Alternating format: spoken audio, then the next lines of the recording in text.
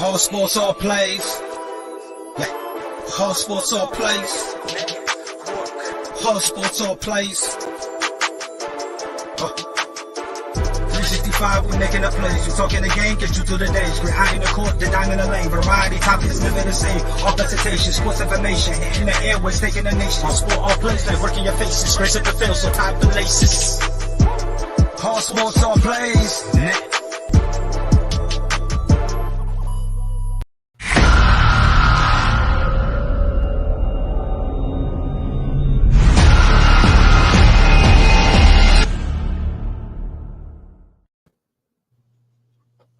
All right, how's it going, everyone? Welcome to the ASAP Afternoon Blitz. I'm Chris. We got Greg joining me today as well. I think Dustin's going to jump in here in a few. Going to talk some opening day baseball. Got Tiger Woods making his return to golf back at the Masters today. Got a lot of stuff. It's going to be a big weekend in sports. Got big UFC this weekend with the Masters, NBA playoffs coming up. Yeah. Got a lot of stuff coming up with baseball starting. But how you doing today, Greg? Oh, I'm doing good, Chris. It is opening day. It's one of the best days of the year. Tiger is making his comeback, playing pretty well. So lots going on today. Yeah. Lots going on. Turn your sound down, dummy. But yeah, well, I guess let's kick off with the Masters real quick since it's going on right now. Tiger's almost halfway done with his first round. Mm-hmm. He's on the 8th hole right now. He's at 1 under par. Leader of the tournament's at 2 under, so he's right. He's been right there so far today. Yeah, tied for third. Almost on this par on the 8th hole here. It's a par 5, and he almost made the green in 2. He actually was just left of the green because he stood there forever waiting on people to clear out. And I think some of the people was thinking, well, why you can't even see us back there? Why are you waiting? All right, yeah. He may, if it would have been online, he would have hit the green. He was just left of the green. So he should have a good chance of maybe getting a birdie there on that par 5 to maybe tie him for the lead. Yeah, that would have tied it. Yeah.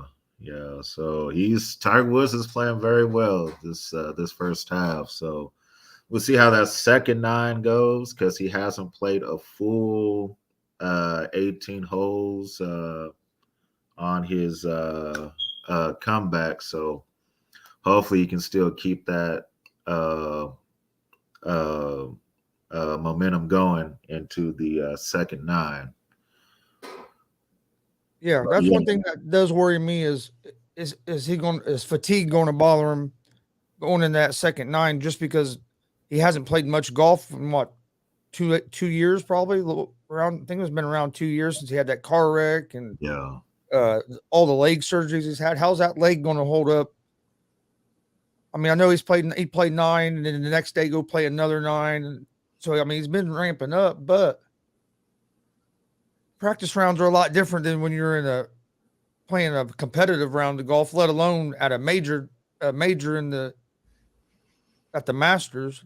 Right. One thing Tiger I think does have going for him is he loves playing at Augusta. He knows that course. Mm-hmm.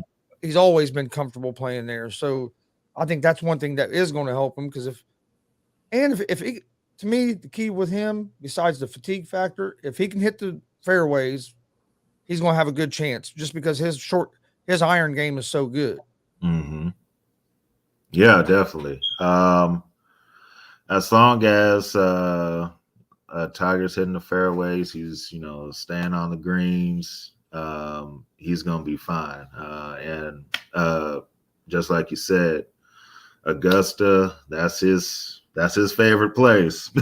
So he knows that course, does very well. So we'll see if he's in the hunt here come Sunday. It's going to make for a very fun Sunday. Definitely. So if he's in the hunt coming on Sunday, it's going to be I have a feeling that this would probably be one of the most watched Masters in recent history.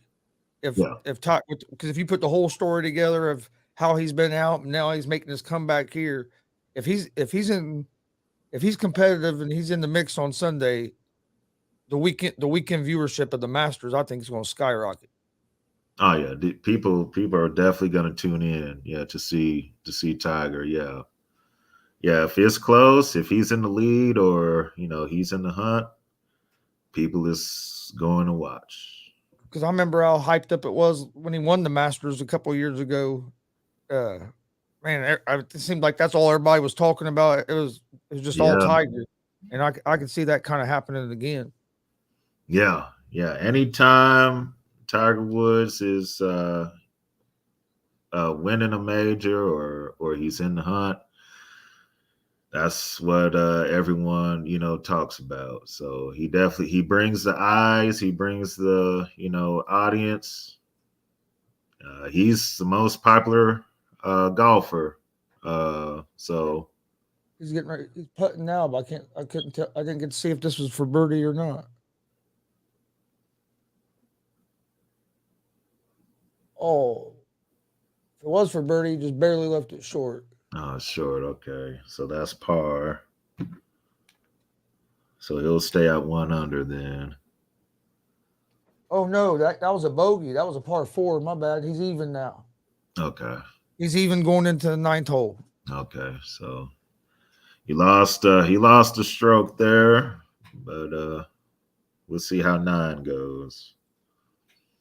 Yeah, but man, if you can just be still in striking distance after today, I mean that's going to be big because I mean it's early. You still got 3 more rounds, but as long as Tiger's in striking distance, that's also not only does I think that he gained confidence, but I think that puts a little pressure on the rest of the field in the Masters that Tiger's still in striking distance because when he's in contention, I mean, that changes the whole atmosphere even there at Augusta with all the fans there. You get more fans, louder. It gets a lot louder. It changes the whole atmosphere. So that could affect some of the other players. Oh, yeah, it definitely can. When Tiger was in his prime,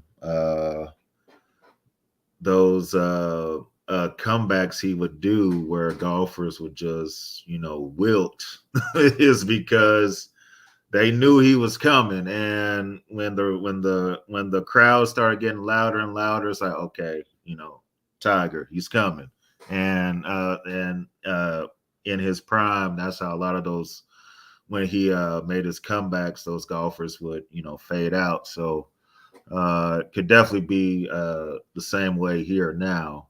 He's at even, so he's only 2 strokes back, so it's still plenty of time. If he finishes today even or better, that's a great day for your first day out. You didn't know how your body was going to react playing a whole 18. If you can be even or better, I think Tiger's going to be real happy with that. Oh yeah. That's definitely that's a very good day if he's even. Yes. Guy I've never heard of from Japan is in first right now.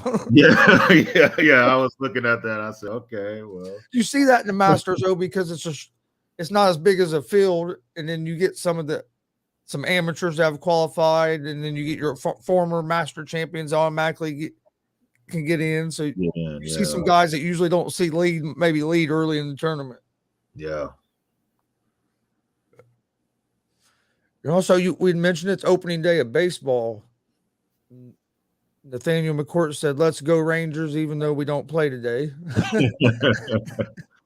which is odd.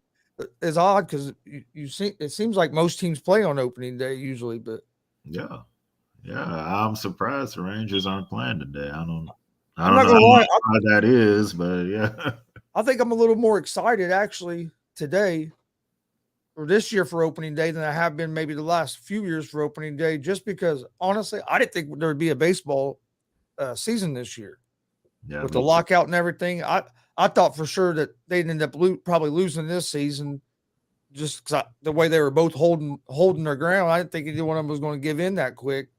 And for us to be starting baseball or having a season and to be having a full season, not shortened, really surprised me that for this year.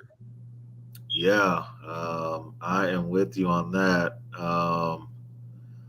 I definitely thought that there would be either no season or just a half season. So for us to have a full season, opening day is in April. So it's good for baseball. It's good for baseball fans. I think the two sides. I mean, we're still going to go through this, the next um, CBA, but at least for now, we're going to have some. We're going to have some good baseball, and I can't wait. It's going to be good. I think the first games are about ready to start too. I think, aren't they? Yeah, we're I'm gonna. checking now. Looks like the Brewers and Cubs start at 2:21. So yeah, here in just about an hour. Yeah, about an hour or so. Yeah, they're gonna get started, and then Reds and Braves. That's the prime time on ESPN But tonight. and now that I look at it, there isn't a whole lot of games as many games a day as I thought there would be. Yeah, it's only about 1, 2, 3, 4, 5, 6, 7. Well, two of them got uh, postponed. The Red Okay. Sox, Yankees postponed, and then Mariners and Twins got postponed. So And then Nathaniel said that the Rangers play the Blue Jays tomorrow. okay, so they play tomorrow. Okay, yeah, it seems to be more games tomorrow. But yeah, I'm looking forward to the season. Looking forward to seeing are the Dodgers gonna make one last World Series push, or is it gonna be the end of that run there? Braves. What are the Braves gonna look like without Freddie Freeman? So yeah, it's a lot of good stories coming out for And this year. see Otani. I think he's starting today. Yeah, he's making the opening day start for the Angels today. I'm interested in seeing if he's able to have a season, the same type of season he had last year. Is he going to be able to keep? Is that going to be something sustainable, or is that more just like a breakout season? I kind of want to see why he does this year to see if it's going to be sustainable to have that much success on the mound and at the plate. Yeah. That's see with him is, and I have never seen it. He's the first player I've ever seen pitch and hit. So he had an outstanding season last year. And then I'm always kind of like, well, is he gonna get tired? Because he's doing, pitching and hitting. So you would think as the season would go on, he would kind of, get tired. But uh, uh, he had a great season last year, and yeah, I'm looking forward to that too to see if he can do back-to-back seasons at that high of a level. Yeah, because we haven't seen it. I mean, I can't think back to. It's been a long time before you. I mean, way back since you've had a pitcher that was like one of the most dominant hitters as well. Hmm. Yeah, that's going way back. It's taking you back.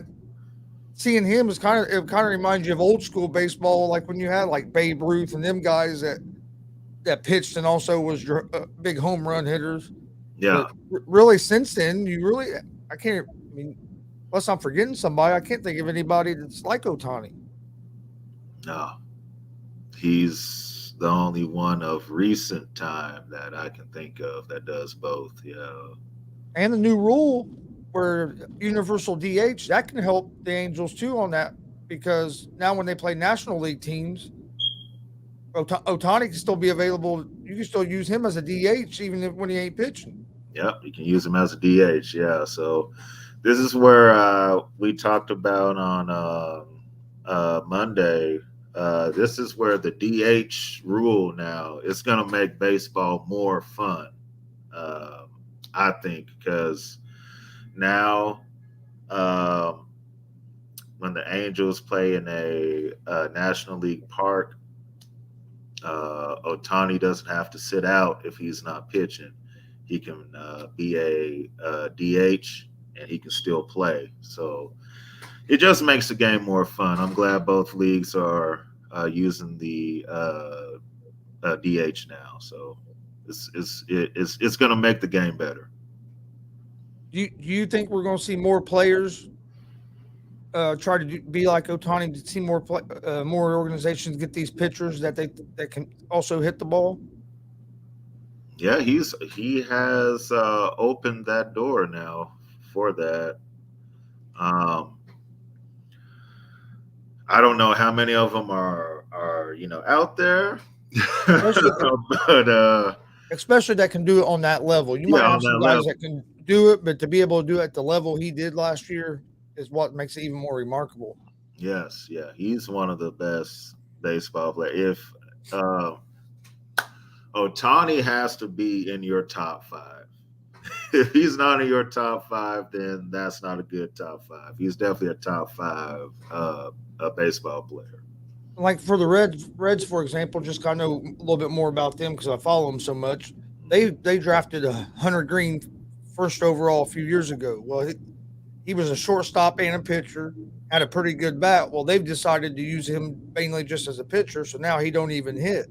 Oh, okay. Well, I think now teams are going to be more open to letting them guys try to be able to still hit and maybe make that. Because, I mean, I can be a big weapon. I mean, Otani's a big weapon, especially now that you have universal DH. Because, I mean, that's more ways you can get him in the lineup than just when he's pitching. Yeah. Especially for National League teams, like a guy like Hunter Green that used to be a great hitter. Well, if you wanted him to be able to hit, well, you could use him as a DH sometimes. You don't have to wait till once every 5 days when he's on the mound pitching for you. Yeah, definitely. The only thing is, I know some managers will worry about, well, if I make him a DH, he gets on base and he twists his ankle or does anything weird, and now we lose him for 2 months. So some managers will do it, and then some will be kind of hesitant just because of that injury that could happen when they're out on the bases. So it depends on the manager, how they manage, if they're more of a risk taker or if they're more of a not too much of a risk taker. So, but yeah, it makes the game more interesting now with both leagues being able to use the DH role. I know it's early. It's the first day of the season. Is there any teams that you think are going to be surprise teams this season? Oh man, I hope my Royals are a surprise. That's going out on hope.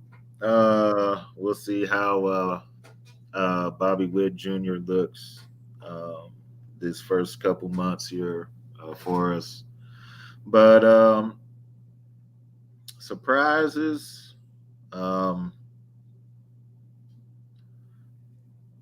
Twins. Yeah, I can see the Twins being. Yeah. I can see the Twins being improving a lot this year. Yeah, Twins. They got I forget his name. What's his name? Correa. Yep. Yeah, Correa's now there. So got him from Houston. So yeah, it's the Twins can definitely. I can see them making the playoffs. We'll see. Of course, your Yankees and all that. But here now, the pressure is going to be on Aaron Boone, I believe, this season with the Yankees, because they don't like going too long without at least making a World Series or winning. So he hasn't gotten them there. So I think the pressure is on him definitely this year to make it happen for the Yankees. So if anybody is on any hot seat, it's Aaron Boone. Yeah, if the Yankees don't have a good season, I could very easily see this be his last season in New York. If they're not doing good by All-Star break, you're going to be hearing people already start wanting him out of there. Yeah. And it's not like he's done bad. I mean, they've had seasons where they've won, 100 games, but because they haven't won the East, they've had to Just haven't play had that the playoff wild card. success. Yeah, they had to play that wild card, and then you lose that, and then and then you're gone. So he's definitely on the hot seat. Yeah, Damian, Blue Jays. Yeah, I've heard a lot of people talk about the Blue Jays during this off season. So yeah, the Blue Jays is definitely a sleeper. Some people have said they're gonna win it all. So we'll see how it goes. But yeah, it's this baseball season. There's no clear-cut favorite, I think. The past few years has been, all right, the Dodgers are the best team. They're going to win it all. And that's kind of how it's been the past, 2-3 years. So this season coming in, people have their favorites, Blue Jays, but this is kind of a wide open season, and we'll see how it plays out. But yeah, Twins, I think are the Twins will be a factor. I think I'm interested in seeing how the Padres look because they had all the hype behind them last season. They have a lot of young, dynamic players, especially with Tatis, and Darvish is going to start for him tonight. He didn't have a great season last year, but if he could have a decent season this year and they're pitching, if they can stay healthy, I think that's what hurt him a lot last year was injuries. If they could be a little bit luckier on the health situation, I think the Padres are going to be the team that's going to be competing with the Dodgers to maybe come out of the National League. Yeah, and if Eric Hosmer can play like he did when he was here with the Royals, that will help him too. So I know he kind of had a down year last year, so we'll see if he can bounce back. But yeah, Padres can definitely if they stay healthy, that's the whole key. If they stay healthy, they can have a chance to win the West. If it's injuries like it was last year, it's going to be a long season. So I'm in the same situation as you. With like you said, the Royals. You hope they're a sleeper. That's what I'm hoping with the Reds. They got rid of so many people from last year, and I just don't know. But then we've had a good spring training, and we usually don't do good in spring training. So I'm kind of interested to see how the season goes. I mean, we finished spring training with a 4-game winning streak. We have Maui on the mound tonight, but we're playing the Braves. That's going to be nice putt, Tiger. He just hit about an 8-footer to save par on the 9. So he's going to finish the front 9 even. All right, there we go. Front 9 even. So I was worried about that putt because it wasn't going to be an easy putt downhill from about 8 foot to try to save par. Yeah. Damien, that's another good one. The Tigers. With some of the things they got, like he said, with the Baez, and then they're talking about Torkelson, that number 1 pick that they got. They're talking about bringing him up to the majors this year, but so they could be interesting. Yeah, they ended last season very well. They started off last year. It looked like the Tigers were going to be one of the worst teams, and then they kind of got it together the last 2 months of the season.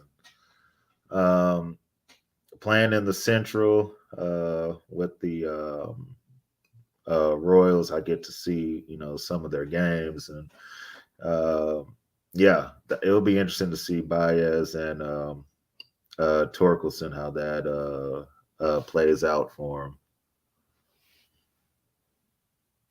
Yeah, I'm interested in that.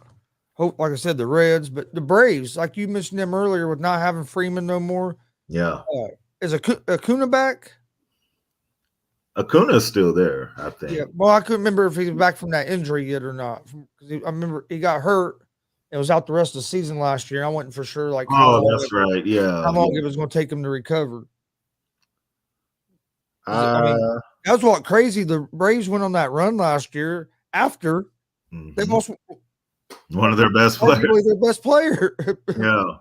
Yeah, that was a magic carpet ride that they went on to be able to win that. Yeah, we'll see how it plays out for the Braves. They lost Freddie Freeman. He's now with the Dodgers. Acuna, we just said he's back. So I think the Braves will still be good. As far as going back to the World Series and all that, I don't think they'll make it that far. But the Braves are still going to have they're still going to have a good team. So I can see them making the playoffs still with the team that they have. All right, before we talk about a little bit about the NBA getting ready to get into the playoffs and stuff, I figured with the games today, we'll just kind of give our predictions real quick.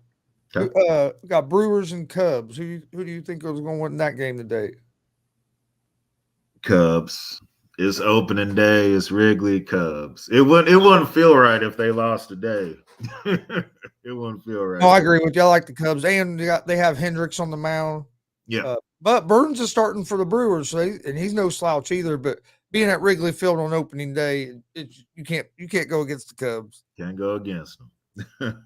Then we have your team, the Royals, hosting the Guardians. That's so weird. The Guardians. Yeah, that's a weird name. Hopefully they get a different name. Next season they get a different name. But was there really that much clamoring and people on Cleveland the change from the Indians?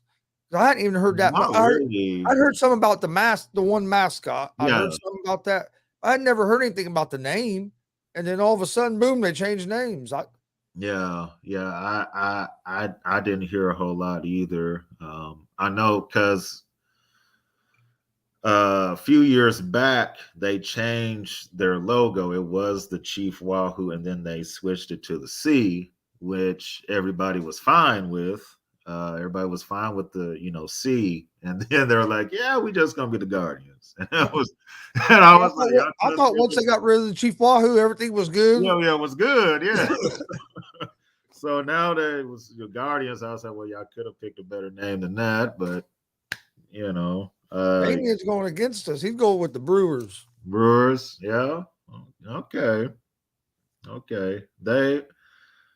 Let's see who they got pitching. Burns. Yeah, Burns. Hendricks. Yeah, I think the Cubs. Yeah. That's the other reason I like the Cubs, because of Hendricks. Yeah, Hendricks. Yeah, Hendricks is starting today, so yeah, I'll say Cubs still. But yeah, hopefully the Royals. We got Zach Greinke going today. Hopefully he pitches like the old Zach Greinke, gives us 6-7 innings, and we'll see what the pen does after that. I think the Royals win today. It is windy. I'm letting y'all know now when y'all see these highlights. It's very windy outside. The gust has to be like 20, 25 out there. So it's just a little bit chilly too. So it's gonna be a very pitcher's day today. Feel sorry for some of them outfielders out there in Kansas City today. They're gonna be chilly. Got Stat Guy joining us now. How's it going, Dustin? Oh, it's going. Just getting ready for opening day within the next 24 minutes now. Awesome. Well, that's what we was just talking about. What's some of your big things that you're looking forward to maybe in the MLB season that you think is going to be interesting? I'm kind of looking at it to see if this year is going to be similar to 2020 in terms of the injury side of things, especially the pitchers. We saw what happened during COVID when spring training was shut down and then they tried to get everything going so quickly. You had all those injuries that happened within like the first couple weeks of the season that really affected a lot of teams. Granted, spring training never got shut down this year, but it just started late and everything was more condensed.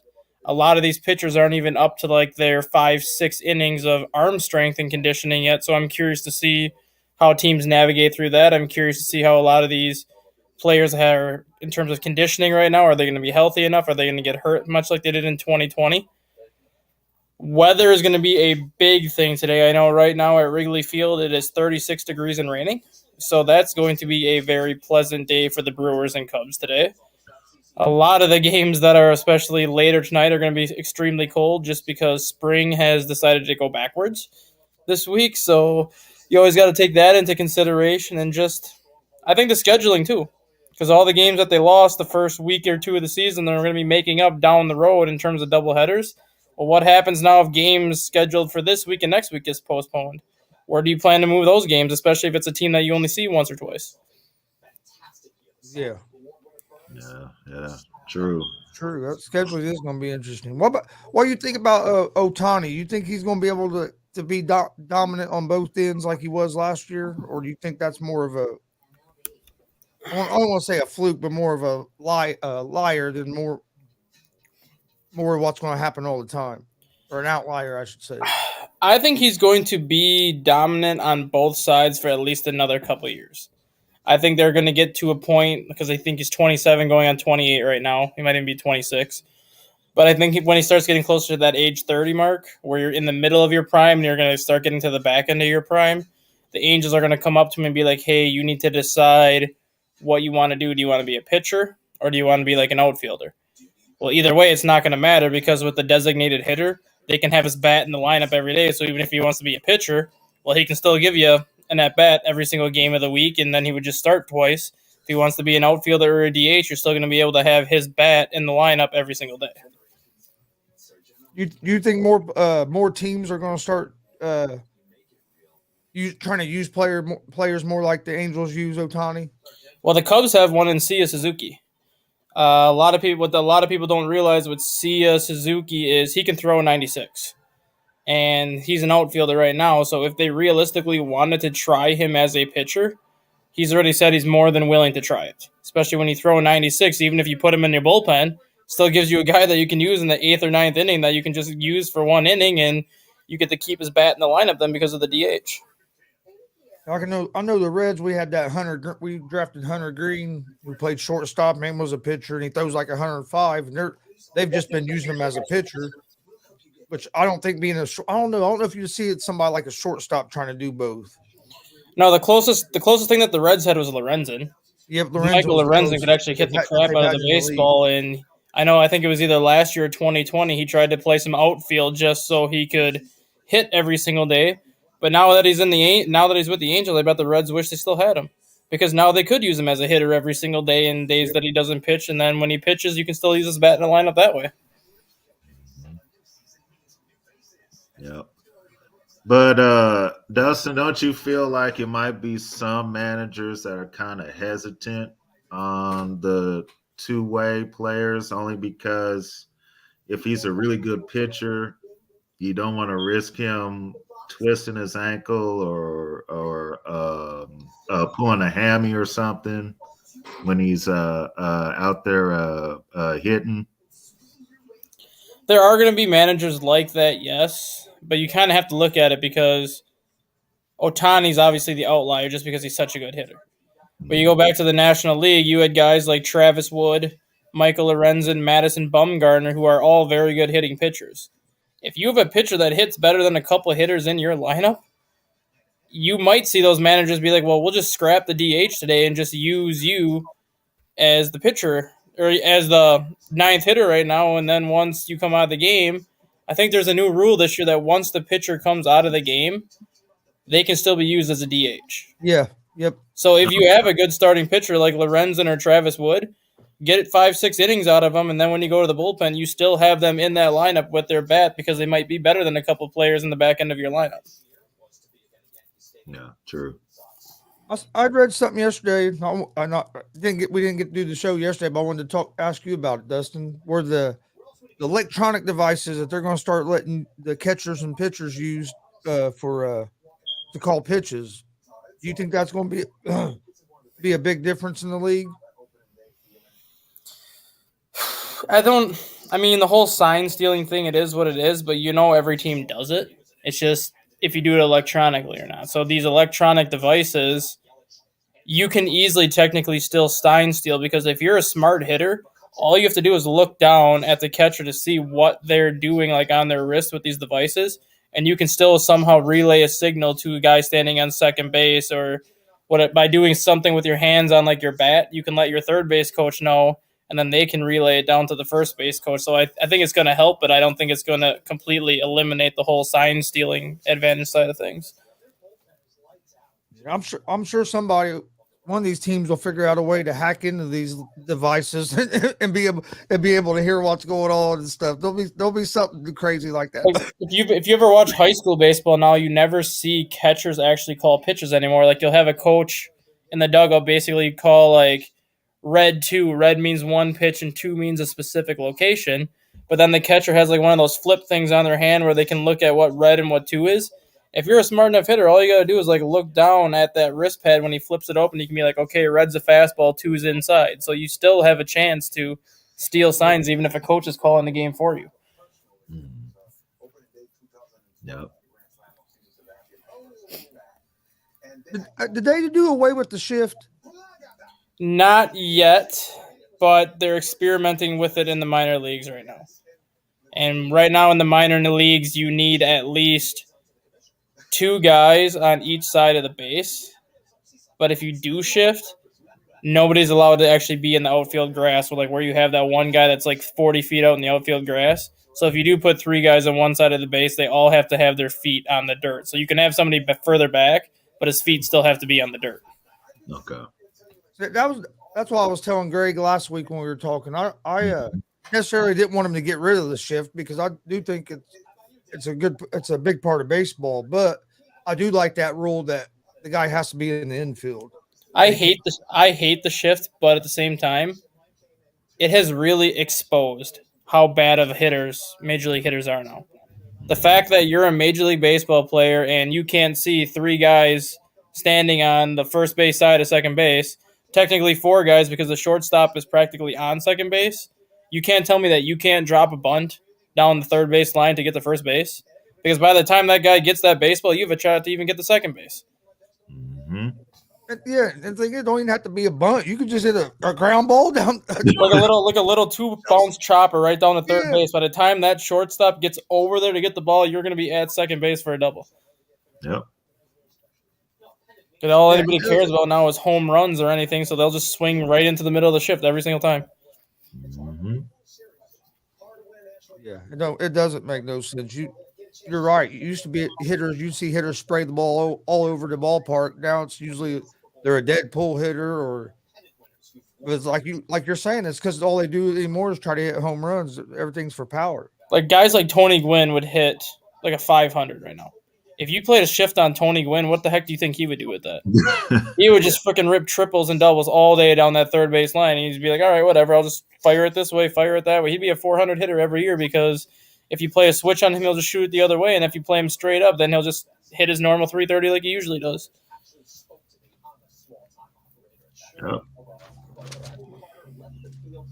And another thing about the sign stealing, I want everybody to stop acting like cheating doesn't happen in sports, because or getting a advantage over who you're playing doesn't happen. What the Astros did, was it wrong? Technically, yeah, but we need to stop with this. We're trying to outlaw cheating in all baseball and all football. Like, it's happened since the beginning of time. So The Astros don't. They're not the most evil team. So they stole signs. Oh well. Oh yeah, and that's just not in baseball. In any professional sport, all Yep. them teams are trying to get any competitive advantage they can get. Exactly. They're working on it. Yeah. That's just like when everybody went crazy about the Patriots. They weren't the only ones doing it. They might have went a little bit overboard compared to what other teams were doing, All but right. they weren't the only teams that were trying to get a competitive advantage any way they can. Exactly. And they still won after that. And just like Houston still is winning after, all that. So I guess the only problem I have with the Houston side of things is the way they did it. Like using the trash cans and things like that. It's just like, if you're going to sign steal, at least do it the fair way. Don't like use like objects to like make it obvious. And what they did, and it ended up costing them in the end, they made it so blatantly obvious because all you had to do was look at the home and road splits. At home, they were averaging almost 7.5 runs per game in the playoffs, hitting about a 312 as a team. Then they go on the road and they're averaging like 2 runs. To have that big of a discrepancy, you knew something was going on, and I think that's why it actually got brought to the MLB's attention, because it wasn't like a 1-run difference or a half-run difference. It was like a 5-run difference as to what they were doing at home and at away, and everyone's like, there's no reasonable explanation how you can be that much better at home compared to what you are on the road, and that's how I think it got brought out into like the wide open air. yeah. I think another reason that a lot of people still are on the Astros so bad is the way MLB handled it with the suspensions and stuff, where it didn't really seem like they really got that much of a punishment. So I think that's where you get a lot more of the fans of baseball and people that are still on the Astros as hard for it. And in fact, I think all the Astros players denied it too.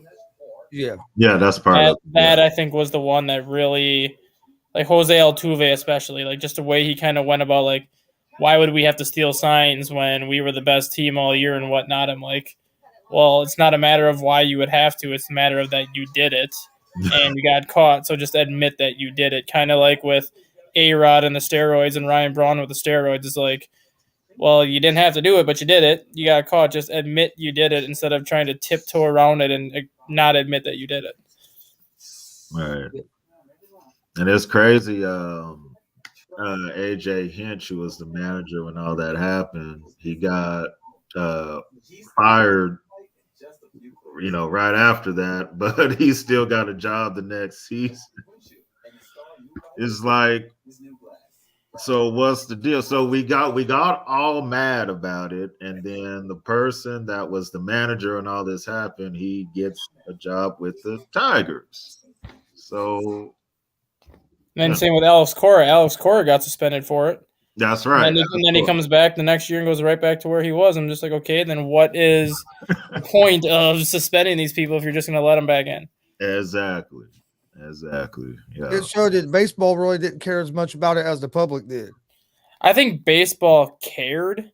It's just the fact that they couldn't do anything about it. Like, you can't really take the World Series title away from them. You can't take all these players' rings away from them because they were already made. Like, what, you can't really ban them from the playoffs. Yeah. This is in college sports.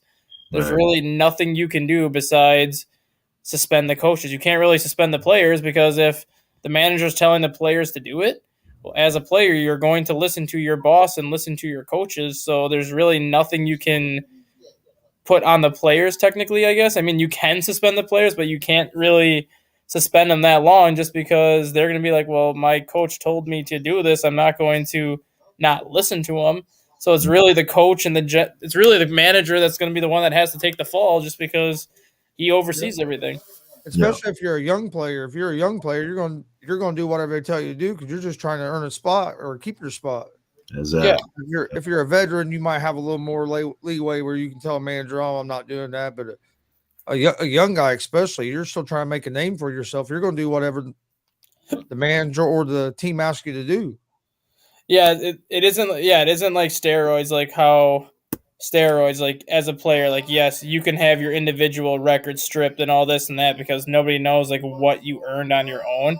But like when it comes to like the sign stealing with Houston, you can't really punish a whole team because there was some players on that team that said they didn't know what was going on.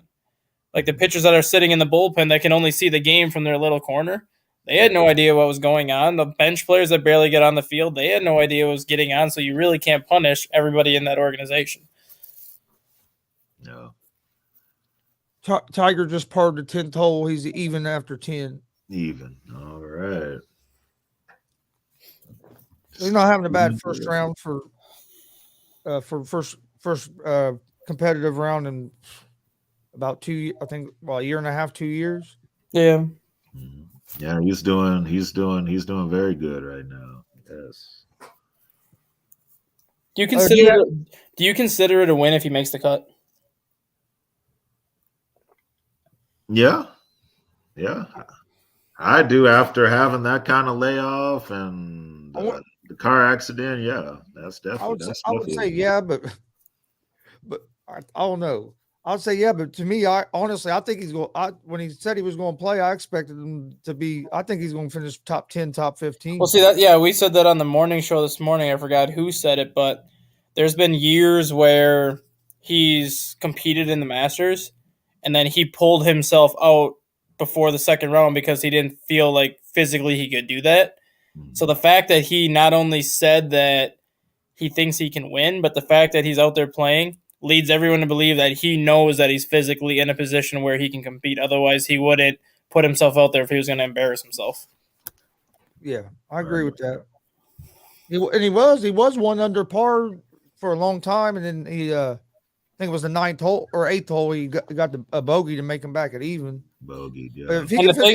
If he finishes even or better today, I think that's a big win for your first competitive round. Yeah, and the thing with Tiger, too, with a lot of these golfers haven't had to deal with, because a lot of them haven't played with him at the Masters, you have the mental side of things, too. Where if Tiger Woods does make the cut and he puts himself within like 3 or 4 strokes of that leader, all of a sudden the pressure starts getting in these leaders' heads now where one mistake by you and one good shot by him could make up 2 strokes in an instance. And there was like a conversation, I think it was a couple years ago, with Phil Mickelson, and Mickelson basically said he loved competing against Tiger Woods because it always brought out the best in him to like golf as good as he could golf. But at the same time, whenever he was paired with Tiger Woods, like on that last day, it was like the worst day of his life because he knew that he had to play absolutely perfect, where when one bad shot by him could take him from being 1 stroke up to putting him 1 stroke down. So like that mental side of things does get to people when they face him like on those last 2 days. That's why like you want to make sure you put him far enough back those first 2 days, because if he does make that cut and if he is within striking distance over the weekend and he's paired with you, then you have that mental side of things to worry about also. And it puts pressure on some of the guys that aren't paired with them too, because you hear the roars and you hear it's bigger crowds. It makes the tournament even that much more at a higher level when Woods is in contention on the weekend at a Masters. Because yeah, look at the last Masters he won. He came into Sunday 4 strokes back, sitting like in 12th place. Yep. And the leader ended up losing like 6 strokes that day because Tiger Woods just got hot, and the leader starts hearing the crowd and starts panicking, and then Tiger Woods just gets on that roll, and then I think it was Jordan Spieth who just couldn't recover. Yeah. And I was telling Greg earlier, if he's in contention going in the weekend, this is going to be probably one of the highest viewed Masters in recent history. I still think it's going to be because he's back. Yep. And you always see that, like when he's golfing, the crowds are so much bigger. Like you could be the number 1 golfer in the world, and Tiger Woods could just show up, and you are not going to have anybody at your hole because they're all going to be watching him. Did you see all the crowds that was following him just during the practice rounds that he was playing this week? The crowd. They said he teed off at like 11 o'clock. He teed off this morning, and there was people at the Masters at 7 o'clock in the morning waiting to get in just so they could get to their spot to watch him. They don't care about Rory McIlroy or all these other people right now because they just want to watch him. Yeah, I was watching a little bit of his practice round the other day, and I was like, man, this looks like he's in a tournament. And he looked good. Yeah, he did. Yeah, but that happens. Do you think the fatigue's going to be a problem, though? Because he hasn't played a full 18. I think the fatigue will be a problem today, but like once he gets through it today, I think he'll be fine. I think today he'll have a lot of adrenaline for like that first 9 to 12 hole range, and then after that you'll kind of start to see like the fatigue set in a little bit. But I think by tomorrow, I think he'll be fine because he'll get this day out of the way. He'll get this out of his system. He'll be like, okay, I'm here. He got through the first round. Now let's get to day 2. Well, that's another thing. I think if he gets through the day at even or better, that's just going to, not that he has a confidence problem, but that's even going to make him more confident going into the rest of the week. Hey, I played this first round, hole 18, coming right off this injury, and hey, I'm right there with everybody. Yeah, and I think I watched the first of the second hole. He had a 354 yard tee shot. I'm like, well, back is feeling good, obviously. Oh yeah, on the 8th hole, they were talking. He was back in the fairway after his first shot, and there was people on the green, and he wasn't hit yet. And the people said, I don't know if he'll be able to get it there. And if it would have been online, it would have hit the green. It was just to the right of the green. So obviously he's feeling good. Yeah, he's feeling good. Key for him is if he can hit fairways. If he hits fairways, he's going to be in contention just because of his iron game. Mm-hmm. And if he gets his putter going, you're in trouble.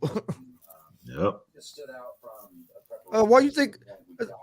Well, actually, we were doing the predictions. Who you got in the Brewers and Cubs game, Dustin? Well, I'm picking the Cubs just because I can't stand the Brewers.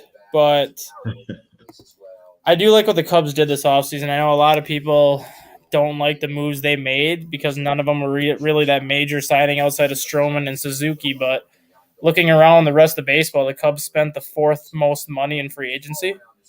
They just didn't really have a lot of big-name signings, and a lot of the signings they made were kind of the direction they wanted to go. They said they wanted to get more contact-oriented. They got more contact-oriented with a lot of the signings they brought in. They wanted to add more pitching. They did that both in the bullpen and in the starting rotation. I don't know if they're going to be a playoff team this year because they're still kind of in that rebuild mode, but I do think they're going to be better than what a lot of people expect them to be.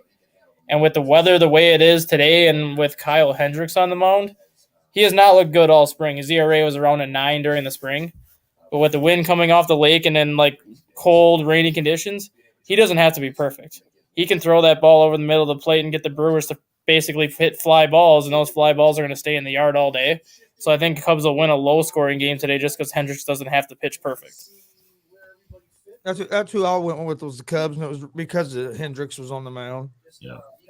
I know he struggled in some in the spring training, but I don't take that as serious as some of the other positions because when you get, it's a whole different game when it's regular season. And like you said, the pitchers are just trying to get their arms ramped up and get in good enough condition in spring training. Yeah, the Brewers have Corbin Burns going today, who won the Cy Young last year. But you got a guy in Burns who throws like 97, 98. You got a guy in Hendricks who throws 87, 88.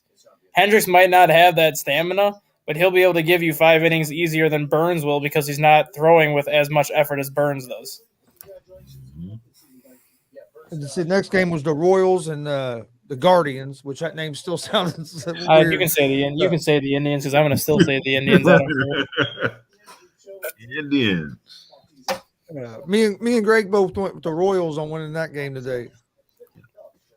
I do like the Royals. I like the Royals as one of those sleeper teams this year also, mainly because they've had the pitching the last couple of years. They've had those young pitchers. Now you have Bobby Witt, and those young hitters are going to start to come up. And if you followed their AAA team in Omaha last year, there are 4 hitters in the middle of the lineup combined for 110 homers. Bobby Witt's the first one of those 4 to get called up. So when all 4 of those guys get called up, that's going to be the middle of the Royals lineups for years to come. Yep. Let's see. Good. Next game is the Pirates and the Cardinals. Got Wainwright on the mound for the Cardinals. Brubaker's going to be on mound for the Pirates. I like the Cardinals in this game, but and the main reason is because Wainwright's on the mound. I know he's getting older, but every time I picked against Wainwright, it seems he always burns me. So he's one of the guys I usually, if he's on the mound, I'm usually going with him.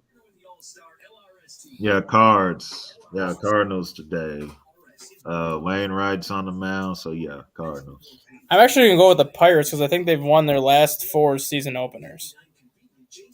Because I know they beat the Cubs last year in their season opener. They won the year before that against Cincinnati in the season opener. Pirates always play good that season opener, but then after that, it's usually downhill. They get off to a good start, but it don't last. I mean, well, last year they got what were they? I think they were 11-8 last year through 19 games, so they actually didn't play bad that first month, and then it went downhill. Yeah. Mets at Nationals. I like the Nationals because Patrick Corbin's pitching. I don't know why the Mets are not starting Scherzer. I don't know why they're not starting Chris Bassett. But they're starting a guy that I've never heard of, so I don't know what the reasoning is for that. So for that reason, I have to go with the Nationals because Corbin's a better pitcher than who their starting is. Yeah, I'm gonna go with the Nationals as well. I was looking. I was like, yeah, I don't know who that is for the Mets. So I think it's Trevor McGill. I think it's Trevor McGill or something like that, or Tyler McGill or something. Yeah, McGill. Yeah, I was like, because I was thinking the same thing. I was thinking they were gonna start. I thought it was going to be Bassett and Scherzer 1 and 2. And I'm like, okay. So that was weird. But yeah, Nationals, today. I'm going with Nationals too because Corbin being on the mound. If the Mets would have been starting one of their better pitchers, I probably would have went with the Mets because the Mets offensively, they had a good spring training offensively. And so if they had one of their better pitchers on the mound, but I just don't know enough about this starting pitcher going against Corbin, so I'll lean toward the Nationals as well. Then Reds at the Braves. I'm going with the Reds just because I can't pick against the Reds. I hate to say it, Chris, but I think the Reds are going to finish in last place this year. I don't know what they were doing this offseason. I don't know why they decided to sell everybody and their mother off, but they're going to be in a world of hurt this year, I think. Yeah, I don't understand why we decided to go back in the rebuild mode all of a sudden. It's not, you guys were not that far from playoff contention last year. Now all of a sudden you blow it up. So I don't know. I don't get it. Yeah. If I wasn't a Reds fan, I'd go with the Braves this game. But like I said, I can't pick against my team, so I'm going with the Reds.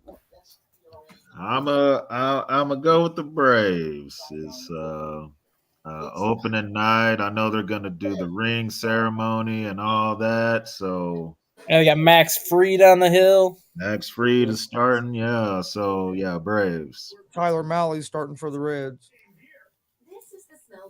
Now the Reds got rid of a lot of their pitching. They got rid of. Yeah, they got Luis Castillo. They got Castillo and Malley left. That's it. Yep. I don't understand it. Then you got the Astros at the Angels. Otani's on the mound for the Angels. Valdez on the mound for the I'm going with the Angels. I think the Angels are going to surprise a lot of people this year. I really do. I'm going with too. Brought in Noah Syndergaard this year, which is an overlooked signing. Mike Trout's healthy again. Anthony Rendon's healthy. You still have Shohei. That middle of the lineup's going to be lethal this year. Yeah, Angels. Come on, Damien. Don't do that to me. Reds are the Lakers of the MLB. Oh, well. If that's the case, it's going to be a long season for you there, Chris. Angels, Otani pitching, so I'm gonna go with the Angels to win that game. And Padres at the Diamondbacks. I'm gonna go with the Diamondbacks in this game. Madison Bumgarner. Yep, Darvish versus Bumgarner. Wow. I'm probably gonna go with the Diamondbacks too, mainly because I'm not gonna say San Diego's in disarray, but they just traded Chris Paddock to the Twins. They just traded Victor Caratini to the Brewers. Fernando Tatis is out for 4 months. You keep hearing the talks that they want to trade Eric Hosmer to get rid of that contract. I don't really know if they have an idea of who they are yet, identity-wise. I know Bob Melvin's the new manager over there, but I don't know if they have an identity of who they are as a team yet. No, I agree with that. That was one of the reasons I went with the D-backs as well, just because, especially with Tatis being hurt, I think it's going to take the Padres a month or two to figure out what they are. Mm-hmm. Yeah. I'm gonna go with the Diamondbacks too. As a Royals fan, I know all about Madison Bumgarner. He he's the reason why we lost that 2014 World Series. So yeah, Diamondbacks today. I think that's all the games for today, isn't it? Since they moved the Rangers and Blue Jays and Red Sox and Yankees both got moved. Mm-hmm. Yep. Yeah, Twins, Mariners. Yep, everybody else is tomorrow. Yeah. Yep, tomorrow. Is it just me, or is today's for opening day? Isn't there usually a bigger slate of games on opening day? Doesn't like almost seem like more people play? There is, but with the first week of the season being canceled, they just tried to pick it up as if how the schedule was sitting at this point. Oh, okay. So this is how the schedule would have been for if the season was still going on. So they just said, well, we'll start it on the 7th because some teams have a 4-game set this week and some have the 3, and the ones that have the 4-game set start today. Yeah, because I was like, when I looked at the slate of games, I was like, man, I know there's usually a lot more games than this on opening day. Usually 28 or 29 on opening day, usually, because they usually have that one on Sunday night beforehand. But yeah, I think it was only like 8 games today, and technically 6 now with the rainouts, just because those are the ones that had the 4-game sets. And then they surprised the hell out of me when they moved the Reds to a primetime game today, but that's just because it's the Braves and Braves being defending champions and all that. But so what do you guys think of the new baseball schedule that's going to start next year? I like it.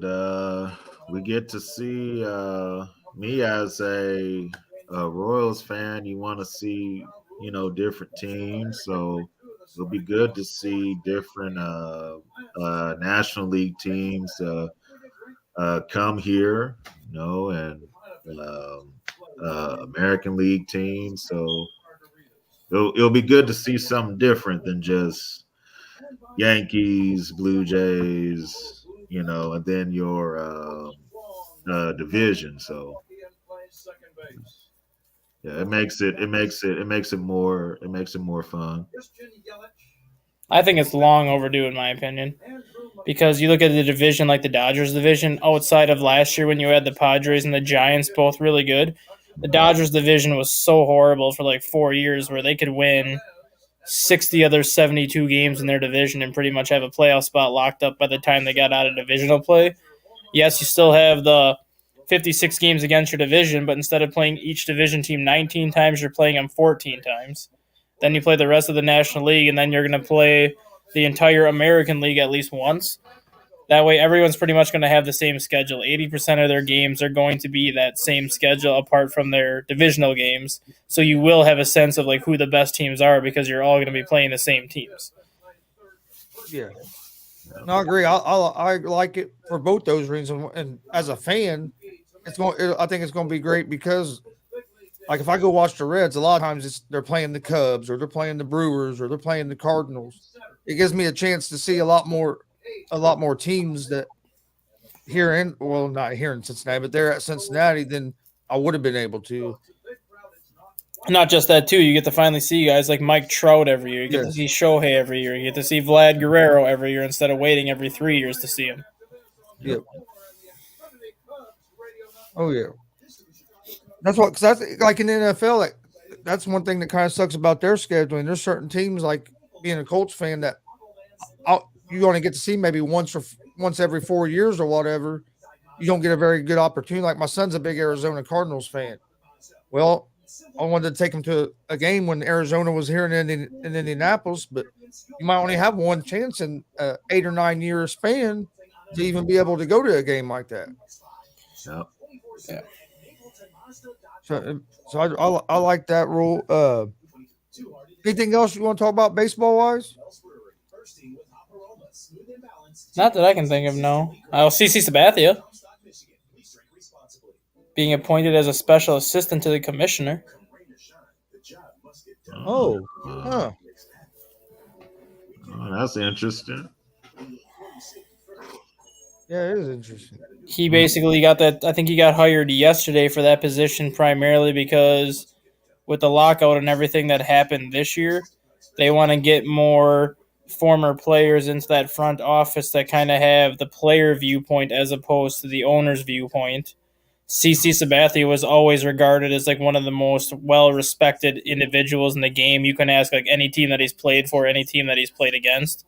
So now he's actually going to be working hand in hand with Theo Epstein. So having those two work together in the front office, I'm like, you should just give Theo Epstein the commissioner title, and you should just have CC be his assistant, and baseball would be fixed overnight. Boot Manfred the hell out of there. Yep. Have Theo take over for Manfred and then move CC into Theo's role, you would have baseball fixed within a weekend. I know one thing with the collective bargaining agreement, they also are making a committee with some of the players on it for rule changes and stuff. And CC is going to be in charge of that. Okay, so I thought that was that was long overdue. Yep. That's just like with the Hall of Fame. It shouldn't be reporters and shit voting. There should be some of the Hall of Fame players should be some of the guys that are picking people. Should be Hall of Fame players, and it should be players that like those players played with. Yes. Yeah. Like for Barry Bonds, we have this argument all the time that the only reason why he's not in the Hall of Fame is because of what he did, and we've all said it that he was going to be in the Hall of Fame regardless if he did the steroids or not, because he was still going to be a 500 person. Yeah. Ask any player that played with Barry Bonds in the 90s or 2000s. I guarantee you they would all vote him in. Oh, yeah. Oh, yeah, sure. I want to talk a little bit of NBA. Before that, Damien had a question. So sorry to change subjects, but Steve Wilkes said he wanted to draft Josh Allen when he was Cardinals head coach. Instead, they drafted Rosen. Do y'all think that they would have, if they would have drafted Allen, they win a Super Bowl? I don't think they win a Super Bowl because Steve Wilkes was still a first-year head coach. He was a first-year head coach where he was going to go through his first-year head coach struggles. Arizona did not have a great defense when Steve Wilkes was there. And they didn't have any offensive weapons because DeAndre Hopkins wasn't brought in until after he left. So even if you have Josh Allen as your quarterback, you would have had Josh Allen and Larry Fitzgerald, and that's pretty much all you would have had at that point. There's a reason why the Cardinals were picking in the top 10 those 3 years, because they didn't have much surrounding talent. Yeah, I don't think they win a Super Bowl. And honestly, if they would have got Josh Allen might not be where he's at now. He might not have the career he has now because, like you had mentioned yesterday, Dustin, about Dayball, about him leaving. Is that going to affect Allen? Allen wasn't putting up them numbers before Dayball got there. So what makes you – I don't know what would make you think if he went to that Arizona he was going to be putting them numbers up real quick, because it took him a couple years in Buffalo before he started putting up the more elite numbers. Yeah. Yeah. Josh Allen wasn't Josh Allen at that time if the Cardinals would have got him. So they would not have won. Maybe they would have won, a few more games, but they wasn't going to win the Super Bowl with Josh Allen at that time. Nope. I think the interesting question is, would Rosen have had a better chance or maybe a better career if he would have went to a place like Buffalo instead of Arizona at that time? I don't think so. I think he dug his own grave when he made the comments he made when he wasn't drafted where he thought he was going to get drafted. Yeah. Rosen was never all that good to me in college. So yeah, my son, he's a big Arizona Cardinals fan, and when Rosen made them comments, after that he didn't like Rosen at all. He wanted to get rid of Rosen right after he made them comments. Yeah, he was bad. But NBA playoffs coming up. Who's your guys' favorite to win it all? Phoenix. Have they? Well, the thing is, once they get there, if they get there, because if Golden State is healthy, that's going to be a real good playoff matchup. But if Suns get to the final, did they learn from last year? Because if they're playing Giannis in that final, have y'all learned from what happened last time when you didn't make him shoot jumpers and just let him keep going to the basket? So, but yeah, the Suns are definitely the favorite. I think they are going to be able to win it. Be able to win it all this year.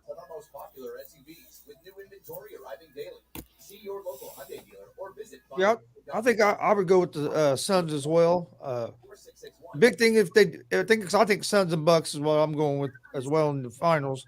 This I think having JaVale McGee and some of them other guys the Suns have now is going to help them depth wise. Where Ayton getting in foul trouble hopefully won't hurt him as much. I think that was a big key last year was Ayton. Yeah.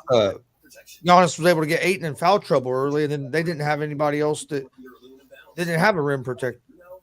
That's right. Yeah. Yeah, I don't know. For some reason, I like Memphis out of the West. I just going 20-2 without Ja Morant shows you how deep that team is. And just the way they play defense, I think they have the defense that will travel very well in the playoffs and will make life miserable for a lot of teams. But I still think Brooklyn is going to find a way to win it. I don't care what their record shows. I don't care what seed they are at this point. 8 seed or not, there's not going to be a team in the Eastern Conference that wants to play Brooklyn for 7 games. With Kevin Durant and Kyrie playing the way they're playing, there's not going to be a team that wants to face Brooklyn for 7 games. And we've seen how good that team is when fully healthy. Granted, Ben Simmons will not be in the playoffs, but Irving and Durant can carry Brooklyn through the playoffs. And even if they get in as an 8 seed, they can take out Miami. They can take out Boston. They can take out Milwaukee or any of these teams. They're going to be a scary 8 seed. They're going to be a scary 8 seed, man. And I don't... Because even before that, we already said, unless New York lifted that mask mandate, Brooklyn wanted to have a 5 seed or lower because they would get Irving for those 4 games as opposed to the 3 games. Right. Well, now that New York mask mandate is lifted, so guess what? Now you get Irving for all 7, regardless what seed you get. As long as you don't have to go to Toronto, right? Yep. Toronto's the 5 seed, so they would face them in the second round if they ended up upsetting whoever they upset in that first round. Yeah, that's Toronto what worries me a little bit about the Nets is going to be their depth. But if Seth Curry being back from injury helped him a lot, he's been playing real well. Look at last year. Kevin Durant was 2 centimeters away from beating Milwaukee on his own. Because Irving was out and James Harden had no hamstring left, and Durant was literally 1 centimeter away from sending Milwaukee home on his own. So he's got more depth this year, and he's going to have more help than what he had last year. Yeah, that's true. Yeah, and they'll be if they end up staying at that 8 seed. The last 8 seed that made the final was like that 99 Knicks team. Yep. In that lockout season, so it doesn't happen often, but the Nets are definitely a very dangerous 8 seed or 7 seed. So. What do you think the Lakers are going to do? How are they going to get competitive again? Nobody's going to. I don't see anybody trading for that Westbrook contract. So I think they're going to be stuck with Westbrook probably another season. I don't. I think they're going to cut Westbrook and just eat it. Yeah, they could do that. And I think honestly they need to move on from Anthony Davis or LeBron James or both. They just need to start completely over in that organization and stop worrying about building a super team. Just build it through the draft, get younger at every position, and just take your lumps for the next couple of years like a lot of teams did and just get back to being a competitive organization because you're not going to win with Russell Westbrook. Who knows if Anthony Davis is going to come back because it looks like he's not happy at this point. I think LeBron James ended up quitting on his team this past week because they were still in playoff contention up until Tuesday night, and he decided not to play in basically an elimination game. So there's a lot more going on inside that organization than I think a lot of people realize. Yeah, I think LeBron. I said it yesterday on the morning show, and then me and Greg talked about some Monday. I think LeBron's gone. Yeah, it wouldn't surprise me I think he might end up back in Cleveland. I don't think he. Oh boy. or would he go to the Nets? Well, didn't he made the comment yesterday that he wants to play with Stephen Curry? Can you freaking imagine if he ends up in Golden State? He goes to the Warriors. Oh God, him, Thompson, and Curry. Well, question: if he goes to the Warriors, or teams, or is the media going to bury LeBron like they did Durant when Durant went to the Warriors? No. Nope, I don't think so either. No, just because Durant was coming from a good situation in Oklahoma City. Because Oklahoma City made the Western Conference Finals that year and was actually up 3-1 against Golden State before they lost it. Yeah. And he ended up going to the Warriors. So he went from a good situation to a great situation. And LeBron's going from a terrible situation to a good situation. So they're not going to – I mean, they're still going to bury him a little bit, but they're not going to crucify him like they did Durant. True. Yeah, I think Bron and AD are going to be gone. Bron is not going to stay for any rebuild and all that. So he will pick a team where the team that he think he can win one or two more chips with, and he's still chasing Jordan. I don't care what nobody says. He's gonna keep playing until he breaks Kareem's scoring record. So, well, he'll break that next year. Yeah, he'll break it next year. So, with that in his mind, breaking that record and winning one or two more rings would then make him the GOAT, quote unquote, which it won't. And then he can, say, okay, I've done what I came to do. So, Nets, Warriors, he'll be looking at, teams like that where he can get there and he can win. Yeah, I don't know how old is his son, but because I know he wants to play. His son is 17 right now. I think he's got one more year left in high school before he can go to college. I know there's been a lot of talk about he wants to try to play at least 1 year with his son. Has he decided on a college yet? What college he's going to go to? I'm guessing probably Ohio State, most likely, since he's from Akron, and then just leave after 1 year. Okay. I know Duke was mentioned when Coach K was still there, but now that Coach K is gone, I don't know if he'll go there. Okay. Yeah, I was saying if you still wanted to come to Duke, Brownie, you can. I'm just saying, you can still come. Yeah. But yeah, Bron, he's gonna be out. He's gonna be out with the Lakers, and just like Dustin said, he didn't play this the past 2 games or 3. He did kind of quit on his team, and Michael never did that. Michael would have at least, even injured or not, Michael would have at least tried to go out there and give you something. Yeah. Remember the year in the Last Dance, it was the early Bulls years. The team, was still, crap, but they were fighting for a playoff spot, and his coach was trying to tell him not to play because of his ankle. And Mike is like, I'm playing. What do you mean? Like, I'm not about to sit here. So that just shows the difference between the two. Just pointing that out there. I think LeBron knew even if they did make the playoffs, they wasn't going anywhere. And that's why he played games on that hurt ankle.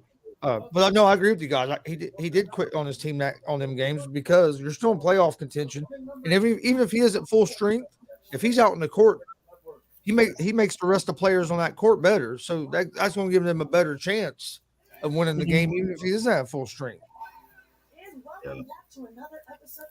Just having him out there, the rest of your team's going to play better.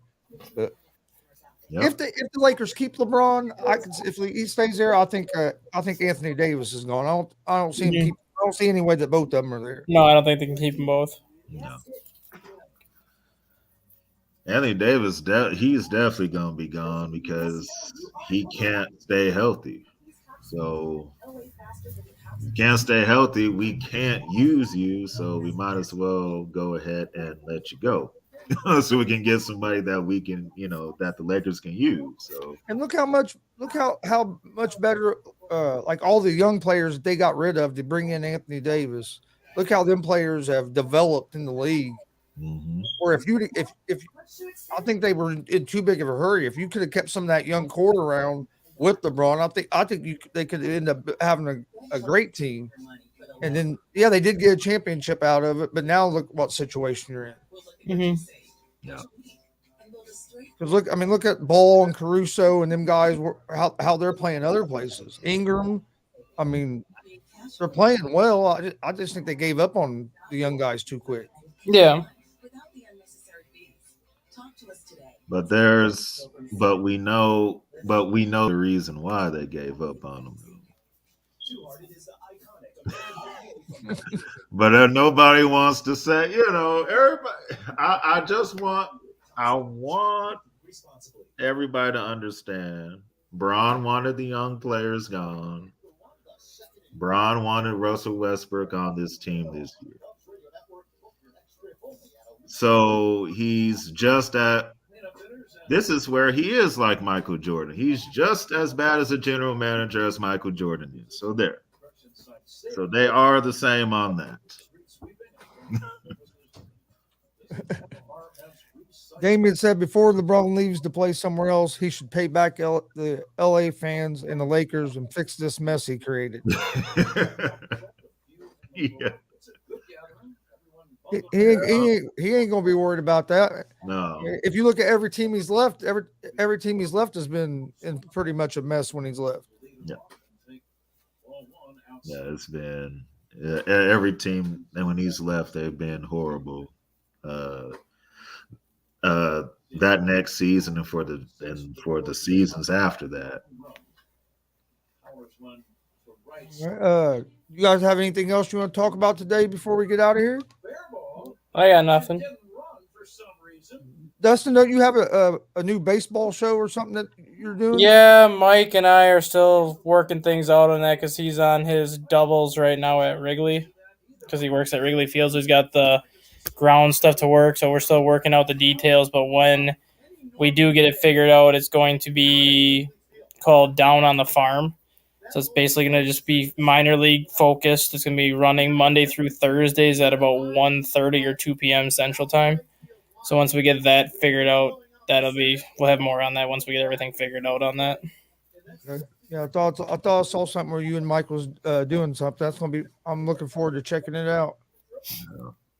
I'm going to watch a ball game here in Indiana Tuesday. Watch the 10 Caps play. I'll be in Indianapolis to watch the Indians play in June, I believe. Okay, we go to a lot when the Iowa Cubs go to Indianapolis. I go to a lot of Indianapolis Indians games because it's only about a 45-minute drive from my house. Awesome. All right, if we don't have anything else, we'll get out of here for today, and we will see you guys back tomorrow. 1 Eastern time, 12 Central. Yeah, get ready to. Tiger's still even. He just barely missed about a 25-foot birdie putt. Still even. Okay. He'll be happy with that. Yeah. Yeah. Well, I want to thank everybody for joining us. This has been the Afternoon Blitz on ASAP Sports Network. We will see you guys tomorrow. All sports, all plays. All sports, all plays. All sports, all plays. 365, we making a place. We talking the game, get you through the days. Great eye in the court, the dime in the lane. Variety topics, living the same. All presentation, sports information. Hitting the airways, taking the nation. All sport, all plays, like working your faces. Grace at the field, so tie the laces.